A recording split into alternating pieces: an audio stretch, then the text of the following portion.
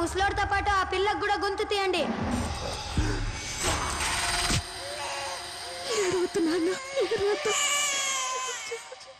ఊరికే చరిత్రని సృష్టించలేము, అలా అని చరిత్రని ప్లాన్ చేసి బ్లూ ప్రింట్ తీయలేము.